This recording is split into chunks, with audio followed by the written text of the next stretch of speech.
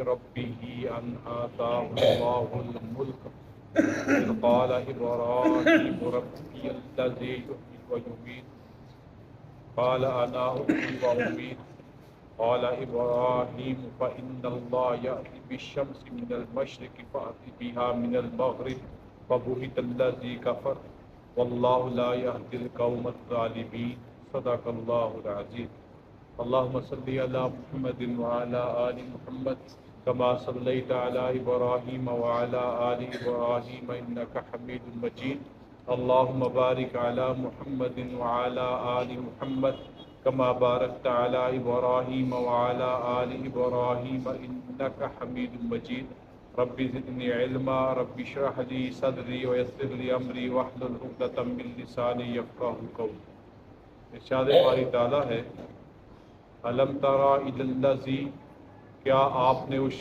شخص کو نہیں دیکھا حاج ابراہیم جس نے ابراہیم علیہ السلام سے جھگڑا کیا فی ربی ہی اس کے رب کی بابت ان آتاہ اللہ الملک اس لیے کہ اللہ نے اسے سلطنت دی تھی اذ قال ابراہیم ربی الذی یحیی و یمیت جب کہا ابراہیم علیہ السلام نے کہ میرا رب وہ ہے جو زندہ کرتا ہے اور مارتا ہے قال اس نے کہا انا احیی و امیت میں بھی زندہ کرتا ہوں اور مارتا ہوں قال ابراہیم علیہ السلام نے فرمایا فإن اللہ یأتی بالشمس من المشرق بے شک اللہ سورج مشرق سے لاتا ہے فأتی بہا من المغرب تو اسے مغرب سے لے آ فبہت الذی کفر تب وہ کافر حیران رہ گیا واللہ لا یہدی القوم الظالمین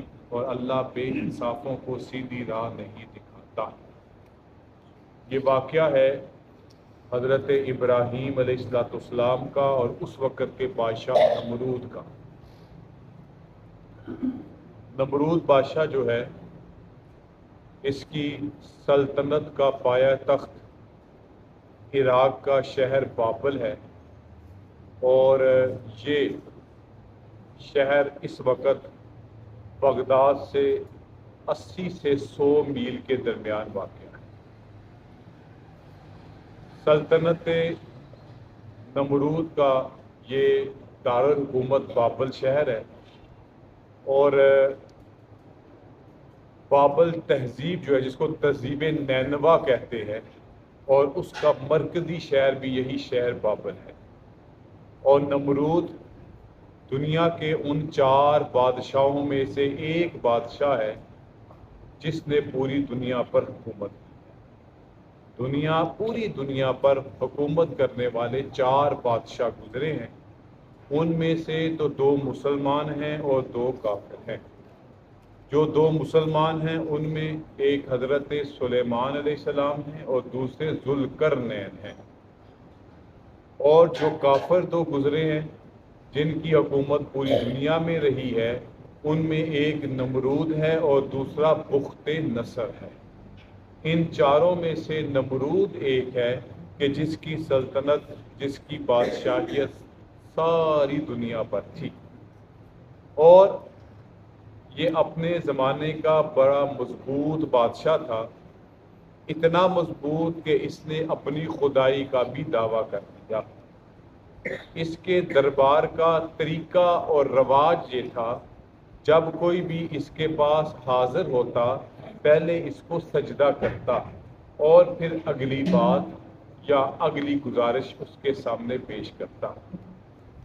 تاریخی روایات میں پتہ چلتا ہے کہ حضرت ابراہیم علیہ السلام کا جو یہ مکالمہ یہاں قرآن مجید میں ذکر ہے، اس مکالمے کی وجہ یہ بنی کہ اس زمانے میں قحط تھا، خشک سالی تھی، اناج کی کمی تھی اور اس کے پاس اناج کی وافر مقدار موجود تھی اور لوگ دور دور سے آ کر اپنے اس ضرورت کو اس کے ہاں سے پورا کرتے اور اس کی دربار میں حاضری کا وہی طریقہ سجدہ کرو اور پھر اس کے بعد اگلی بات۔ حضرت ابراہیم علیہ السلام بھی دربار میں حاضر ہوئے لیکن انہوں نے سجدہ نہیں کیا۔ حضرت ابراہیم علیہ السلام تو ان اولو العزم انبیاء میں سے ہیں جن کو اللہ رب العزت نے اپنا خلیل بھی قرار دیا، جو بچپن سے ہی اس بت پرستانہ تہذیب کے مقابل تھے، اس کے خلاف تھے، اس کے سامنے ڈٹ جانے والوں میں سے تھے، تو کس طرح سے ممکن تھا کہ وہ اللہ کے نبی حضرت ابراہیم خلیل اللہ نمرود کو سجدہ کرتے؟ لہذا جب اس کے دربار میں آئے تو بالکل بھی سجدہ نہیں کیا، اور اس نے جب یہ معاملہ خلاف دستور، خلاف طبیعت دیکھا تو کہا بھئی سب سجدہ کرتے ہیں، تم نے کیوں نہیں کیا؟ تو حضرت ابراہیم خلیل اللہ نے وہاں پہ یہ ارشاد فرمایا، میں تو اللہ وحدہ لا شریک کو ہی سجدہ کرنے والا ہوں اور اسی کی عبادت کرنے والا ہوں۔ اب یہ واقعہ جیسے کہ مفسرین کے مختلف خیالات ہیں، لیکن سب سے مناسب خیال یہ ہے کہ یہ حضرت ابراہیم کو آتش نمرود میں پھینکنے سے پہلے کا واقعہ ہے۔ بعد میں تو کوئی ایسی بات ہوئی نہیں، کیونکہ بعد میں حضرت ابراہیم خلیل اللہ کو اللہ کے حکم سے یہ علاقہ چھوڑ کر ہجرت کر کے فلسطین جانا پڑا، عراق سے فلسطین جانا پڑا، پھر وہاں سے مکہ میں بھی اپنے ایک بیٹے کو آباد کیا، اور دوسرا بیٹا حضرت اسحاق وہ فلسطین میں ہی رہے، حضرت اسحاق فلسطین میں ہی رہے، جبکہ حضرت اسماعیل کو آباد کیا اللہ کے حکم سے بیت اللہ میں، حرم کعبہ میں۔ واقعہ بھی بڑا مشہور ہے، جب بچپن میں ہی ان کو وہاں پہ چھوڑ کے۔ تو لہذا مفسرین کی سب سے مناسب اور بہتر رائے تو یہی ہے کہ یہ واقعہ آگ میں حضرت ابراہیم علیہ السلام کو پھینکنے سے پہلے کا ہے، جب نمرود سے براہ راست پہلا ٹاکرا ہوا۔ اس سے پہلے بھی واقعات رہے، اپنی قوم کے ساتھ رہے، لیکن اس وقت کے بادشاہ جو دنیا کی ساری بادشاہی کا دعوے دار بھی تھا، اور حقیقت بھی یہی تھی، اور اپنے آپ کو رب بھی کہتا تھا، اور اپنے آپ کو خدا کے دعوے کے ساتھ سلطنت اور بادشاہی کرتا تھا، تو اس وقت یہ واقعہ پیش آیا۔ حضرت خلیل اللہ نے، حضرت ابراہیم نے سجدے سے انکار کر دیا، اور پھر وہاں پہ جو آپس میں ایک مکالمہ ہوا، اس آیت مبارکہ میں اللہ تعالیٰ اسی مکالمے کا 258 آیت نمبر سورہ بقرہ میں تذکرہ فرما رہے ہیں۔ الم تری الی الذی حاج ابراہیم فی ربہ، جب حضرت ابراہیم علیہ السلام کا اس کے رب کی بابت جھگڑا ہوا، وہ کہتے تھے کہ اللہ رب العالمین کے سامنے سجدہ ریز ہوں گا، اور وہ کہتا تھا نہیں میں ہی تمہارا رب ہوں۔ تو اللہ تعالیٰ کی اس نبی نے اپنے وحدہ لا شریک رب کی سامنے ہی جھکنا مناسب سمجھا، کسی انسان کے سامنے نہیں۔ اللہ فرماتے ہیں وہ شخص کون تھا؟ ان آتاہ اللہ الملک، جس بادشاہی پہ وہ اپنا اتراتا تھا، تکبر کرتا تھا، جس بادشاہی پہ اس نے اپنے آپ کو رب کلوا رکھا تھا، اللہ فرماتے ہیں وہ بادشاہی بھی ہماری ہی تھی۔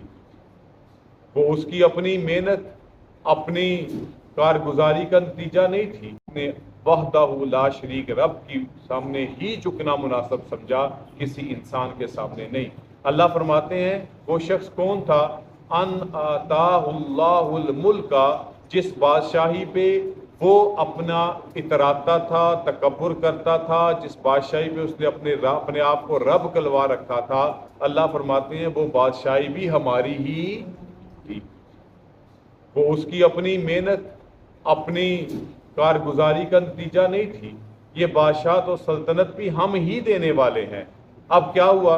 اذ قال ابراہیم ربی الذی یحیی و یمیت، حضرت ابراہیم علیہ السلام نے کہا میں تو سجدہ نہیں کرتا، پھر کس کو سجدہ کرتے ہو؟ حضرت ابراہیم علیہ السلام نے جواباً کہا میرا رب وہ ہے جو زندہ بھی کرتا ہے اور مارتا ہے۔ اللہ رب العزت کے اس خلیل پیغمبر نے اللہ کی موت و حیات کی قدرت کی اس صفت کو بیان کیا کہ وہ زندہ بھی کرتا ہے اور مارتا بھی ہے۔ اب وہ سطحی عقل کا تھا، اپنے تکبر، غرور اور سلطنت کی طاقت کی بنیاد پر اس نے اس وقت کیا مظاہرہ کیا؟ جیل سے 2 قیدی جن پر کیس ابھی چل رہا تھا، ایک گناہگار تھا اور ایک بے گناہ تھا، ان دونوں کو بلایا गुनाहगार जिसका जुर्म मालूम और साबित शुदा था उसको कहा तुम जाओ, तो उसको छोड़ दिया। और जो बेगुनाह था जिसका जुर्म साबित शुदा नहीं था उसको मार देने का हुक्म दिया। कहा देखो मैं भी मारता भी हूं और जिंदा भी। जिसको मरना चाहिए था मैंने उसको जिंदा रखा, जिसको जिंदा रहना चाहिए था मैंने उसको मार दिया। ये तो मैं भी कर सकता हूं। हालांकि ये सोच बिल्कुल सतही सोच है। अल्लाह रब्बुल इज़्ज़त हयात और मौत का इस तरह कादिर है कि कोई दूसरा उसकी इस खूबी और सिफ्त में मुदाखलत नहीं कर। अल्लाह ही जिसको चाहे हयात दे दे और जिसको चाहे मौत की वादियों में सुला दे। ये तो उसकी एक सतही सोच थी जो उसने वहां पर बतौर दलील पेश की। इस तरह की सोच तो आज भी पेश की जा सकती। बादशाह ना भी पेश करे, जज भी पेश कर सकता है। अदालत में बैठा जज भी किसी बेगुनाह को मैंने इसको फांसी पे लटकाने का हुक्म देता हूं, जिसके लिए फांसी है उसको बेगुनाह छोड़ दूं, तो क्या उसको भी हम रब मान लेंगे? लिहाजा ये दलील कोई दलील मुनासिब नहीं थी। ये किसी आम से बंदे के लिए तो मुनासिब हो सकती है। सामने कौन है? अल्लाह का पैगंबर, अल्लाह का खलील, उसके सामने ये बोंडी दलील है। आगे फिर हज़रत इब्राहीम अलैहिस्सलाम ने उस बात पे बहस नहीं की। अगली बात इरशाद फरमाई, क़ाला इब्राहीम, और इब्राहीम अलैहिस्सलाम ने फरमाया, फ़इन्नल्लाह याती बिश्शम्सि मिनल मशरिक़, बेशक अल्लाह सूरज मशरिक से लाता है। फ़अती बिहा मिनल मग़रिब, अच्छा तू इसे फिर मगरब से ले आ। मेरा रब तो सूरज के मशरिक व मगरिब, मशरिक से निकलने और मगरिब से गुरूब करने पर कादिर है, क्योंकि ये अल्लाह की मखलूक है, अल्लाह के हुक्म की ये पाबंद मखलूक है। मशरिक से तुलू होता है और मगरिब में जा गुरूब होता है। अच्छा अगर तू खुदा है और तेरे पास कुदरत है तो फिर तू ऐसा कर, मेरा रब तो मशरिक से तुलू करता है, मगरिब पे गुरूब करता है, तू जरा इसका उल्ट करके दिखा। मगरिब से इसको तुलू कर, मशरिक से इसको गुरूब। अब नमरूद, यहां पे मुफस्सिरीन एक नुक्ता बयान करते हैं। नमरूद ये कह सकता था, नमरूद ये कह सकता था, लेकिन चूंकि इंसानों की अकल भी अल्लाह के हाथ में, इंसानों की जितनी मर्जी सियाने हो जाएं उनकी अकल भी अल्लाह के कब्जा कुदरत में। वो कह सकता था, उसके ज़हन में ये बात आ सकती थी, मशरक से लाने वाला तो मैं हूं, अपने रब को कह तू मगरिब से लेके आ। लेकिन उसके दिल में ये बात नहीं आई, क्योंकि देखिए ये बात याद रखें, हम जितने मर्जी सियाने अक्लमंद हो जाएं लेकिन हमारी अकल भी किसके कब्जा कुदरत में है? उसके ज़हन में ये बात नहीं है। मुफस्सिरीन का अगर वो चाहता ये कह देता कि मेरा रब लाता है, आपका रब लाता है अगर मशरिक से, ये तो मैं लाने वाला हूं, आपका रब तो ही लाने वाला। आप अपने रब को कहें ये तो मेरा बनाया हुआ निज़ाम है कि मैं मशरिक से लाता हूं, गुरूब करता हूं मगरिब में, आपका रब इब्राहीम इसको मगरिब से तुलू करे। लेकिन ये उसके ज़हन में बात नहीं आई। आ जाती, अल्लाह कर देते तो फिर क्या होता? क़यामत आ जाती, क्योंकि सूरज जिस दिन मगरिब से तुलू होगा वो दिन इस जमीन का। तो इस बात को दिनों में अकलों में लाने वाला भी अल्लाह है और अकलों से गायब कर देने वाला भी अल्लाह है।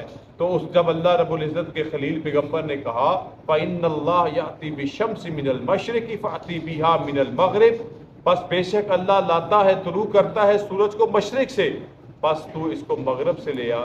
फ़बुहितल्लज़ी कफ़र, तब वो काफिर हैरान हो गया, अब मैं इसका क्या जवाब। मैंने पिछली दलील का तो तिया पांचा अपनी सतही सोच की बुनियाद पे कर लिया। एक गुनाहगार को छोड़ा, बेगुनाह को फांसी दी। मैंने कहा मैं भी हयात मौत का कादर हूँ, कुदरत वाला हूँ, लेकिन ये मामला मैं कैसे करूँ? सूरज को दूसरी जगह से लाना जहाँ से वो गुरूब होता है मुमकिन नहीं। फिर अल्लाह फरमाते हैं कि वो जब खामोश हो गया उसके पास इसका जवाब नहीं था। वल्लाहु ला यहदिल कौमत ज़ालिमीन, और अल्लाह जुल्म करने वालों को, बेइंसाफों को सीधी राह नहीं दिखाता। उसने जुल्म क्या किया? जैसे कि हमारे यहाँ जुल्म का लफ्ज़ मुतारफ है, किसी को मारना, पीटना, ज्यादती करना, हक छीन लेना, लेकिन ظلم کا ایک وسیع تر معنی یہ ہے، جیسے کہ اللہ رب العزت نے ایک دوسرے مقام پر بھی ارشاد فرمایا ان الشرک لظلم عظیم، بے شک شرک بہت بڑا ظلم ہے۔ تو ظلم کی تعریف کیا ہے؟ وضع شیء لغیر محلہ، کسی شے کا جو مقام و مرتبہ ہو اس مقام اور مرتبے سے اس کو ہٹا دینا۔ اللہ کی ذات کا مقام اور مرتبہ یہ ہے کہ اس کو رب العالمین تسلیم کیا جائے، وحدہ لا شریک مانا جائے، اس کی صفت رزاقیت پر ایمان لایا جائے، اس کو تمام جامع صفات کے ساتھ رب اور اللہ مانا جائے، نہ کہ اس کے ساتھ دوسروں کو شریک ٹھہرایا جائے، جیسے کہ نمرود نے اپنی خدائی کا دعویٰ کر کے اللہ کے ساتھ شریک ہونے کا اعلان کیا، اور اللہ نے فرمایا یہ ظلم ہے، اور اللہ تعالیٰ ظالموں کو اور ظلم کرنے والی جماعت کو کبھی بھی ہدایت نہیں دیتا۔ تو آج کے لیے ایک ہی آیت مبارکہ جس میں نمرود اور حضرت ابراہیم کا آپس میں مکالمہ ہے۔ اللہ تعالیٰ ہمیں عقیدہ توحید پر کاربند فرمائے، اسی پر زندہ رکھے، اسی پر موت نصیب فرمائے۔ وآخر دعوانا الحمدللہ رب العالمین والصلاة والسلام علی رسول الکریم۔ ربنا آتنا فی الدنیا حسنۃ وفی الآخرۃ حسنۃ وقنا عذاب النار۔ ربنا لا تزغ قلوبنا بعد إذ هديتنا وهب لنا من لدنك رحمة إنك أنت الوهاب۔ اللهم إنا نسألك العفو والعافية في الدين والدنيا والآخرة، وصلى الله تعالى على خير